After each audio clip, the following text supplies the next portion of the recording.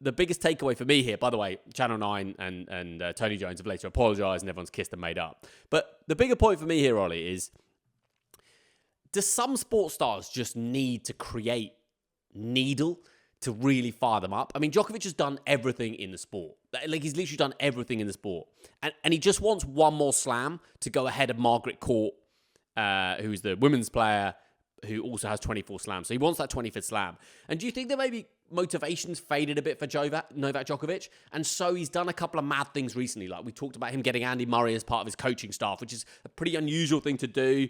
But there he is, like Andy Murray's in his, in his box. And then he's come out and picked a fight with a random Channel 5 broadcaster. I mean, why? Like, you're Novak Djokovic. You hear someone's called you a has-been. Like, isn't that just water off a duck's back? Like, okay, mate, I've won 24 slams. Like, I'm Novak Djokovic. Like, call me anything you want. It doesn't matter because it's not true. Like, I'm still in the Australian Open. Won the Olympic gold medal last year. I'm like literally the GOAT. Like, you can say anything and like, how can that possibly penetrate Novak Djokovic? So do you think he's kind of picking fights that aren't there to create that siege mentality to eke out that last couple of percent that he feels will help him go on and win the Australian Open? I wouldn't surprise him if that's 100% what he's doing, because that's what great athletes have done and will do. I mean, we've all read and heard about the Michael Jordan stuff where he would make things up that maybe weren't even true in his own head to give himself that edge. And woe betide anybody that, like, early in a game went, got that covered. And Jordan's like, right, I'm going at you all game long because he needs that chip. But that's what the great athletes have. The borderline, if they weren't great athletes in their respective sports, they would be doing 25 to life because they're psychopaths. They're driven mentally on a way that so many of us probably can't even think about getting into that headspace, because that's what you have to do to be great. I think you could probably argue the same about Cristiano Ronaldo. You can look at Tom Brady in the NFL. Getting that chip on his shoulder was the worst thing you could do, because it just motivates to come back harder and harder and show that you're the best in the business. So it would surprise me if Novak needed that to find that extra boost to get a 25th slam. But what it wouldn't surprise me is if he'd already been doing this throughout his career anyway, and we didn't necessarily know completely about it. And the fact that obviously the greats that he's been competing with over the last few years have been dropping off the map, Murray, Nadal, Federer, and maybe there isn't that long-lasting legacy of sparring with each other on big competitions. So this is the new way to find that winning mentality that Novak needs. I think it's, after what I said about Ange Postecoglou, it'd be very bad of me to start saying that I think Tony Jones's comments were acceptable and everything like that, because if that's... Oh, no, we love a hypocrite on not on the sports pod, Ollie. I'm sure I contradict myself 7 times a pod. Right? I mean, I think Novak Djokovic would never normally bring a stumble on a name to the attention, but it sounds like a fantastic Temu version of Novak Djokovic. Jovac knockoff itch is an excellent one. I like Novak's Djokovic. When Novak's, that was... Novak's Djokovic is the best. Superb. And, going back to the original point, I do think he probably is using this as his way to keep the grind going, because Grand Slam tennis tournaments as well, they're a grueling process for players.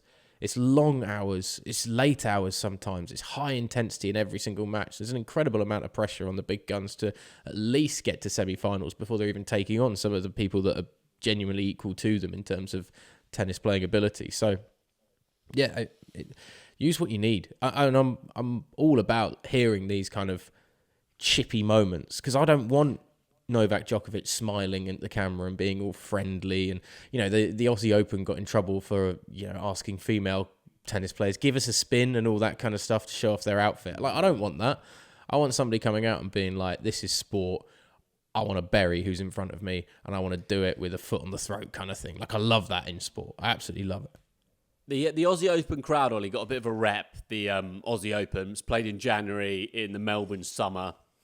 It's known as like the booziest slam going. And you get a mixed reaction from players here.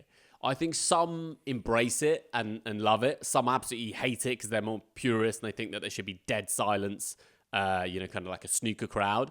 But I thought that there was an interesting moment this week when Danielle Collins, the American sports star, she was getting kind of booed and heckled by a very, very boisterous, I would say, even for the Australian Open crowd. And then afterwards she said, like, I just want to thank the haters. They pay my wages. And she did it with a smile on her face, and it was really American what she said. She said, every person that's bought a ticket to come out here and heckle me or do whatever they do, it's all going towards the Danielle Collins Fund. I'm going on a 5-star hotel with my girlfriends, and I'll think of you guys when I'm there sipping my, cocktail. And I was like, that's really crass and really, really American. But I sort of enjoyed it. Like, if you're going to dish it out in the crowd, then, a tennis player being like, look, you're putting the gold bracelet on my wrist is quite cute and quite fun. You need bad guys. And I think the difference is that in sport, you need bad guys, but who keep the decorum of the athletes on court. The difference being that sometimes in golf, like I got frustrated with Tyrrell Hatton this week because he starts smashing his clubs around and breaking pieces of the golf course when he gets angry. And that's not good decorum for an athlete, particularly in golf. It's pretty shoddy looking, and he's been reprimanded and chastised for it a lot. But he's a very good player, so it does give him that bad guy attitude a bit. So I like having a bad guy or a bad woman to kind of root for almost, but I just like the fact as well that at least in tennis, it's the athletes keeping the decorum. I don't like this increase in the boozy crowd, especially... Oh, you surprised me there, Mr. Wilson. I don't know. I love a good atmosphere, but I don't think it needs to be fueled by alcohol. Because you like atmosphere and you like a drink and you love sport, so why not put those three things together, my friend? I had this. It sounds stupid, but like revelation many, many years ago. I went to a basketball game in Los Angeles, and I was working out there, and I didn't take my passport with me, and they wouldn't accept a driver's license, so I couldn't get a drink. And I was just sat there. I was like, oh yeah, this is sport. I'm watching players that I really enjoy watching. Like, I don't need to have a drink to enjoy the sport, because you actually take in less of it, because you're more thinking about, should I go and get another beer? Am I a bit boozed up? Should I go to the bathroom? All that kind of thing. I like a good atmosphere, but it's passion driven as opposed to booze driven. An obnoxious drunk yelling aimlessly, Chelsea, Chelsea, Chelsea, boring. Liverpool fans actually generating kind of weird 80s songs and turn them into a ode to Luis Suarez. Adore, love. There's some intelligence behind that almost, a bit of thought process. And that's what a good atmosphere is to me. And also, the sports rely on their different atmospheres. I don't want to go to every single sporting event and there's just somebody like, go on, Andy Murray, or whatever. Like, that's just irritating. Tennis, again, it's one of those sports where you should have a level of decorum about yourself being there. Coo when there's a great shot. Ooh and ah when there's nervy moments in a rally. But let's not bring it down to such a crass level that we go to what's happened in the PGA with the event in Arizona that they do in February, where it's just a booze fest and people sliding around in the mud. And that's the slippy slope, because you give people an inch, they take a mile. You give them a drink, they'll take 7. So, but what is it? But some sports, obviously, it's fine to do that. I mean, the darts, football, there's loads of sports where it's accepted, embraced as part of the culture. And there's a lot of sports where it's not. Snooker, tennis, golf, etc., etc. And that's part of how sports have been historically watched. But why does that have to be a static thing, Ollie?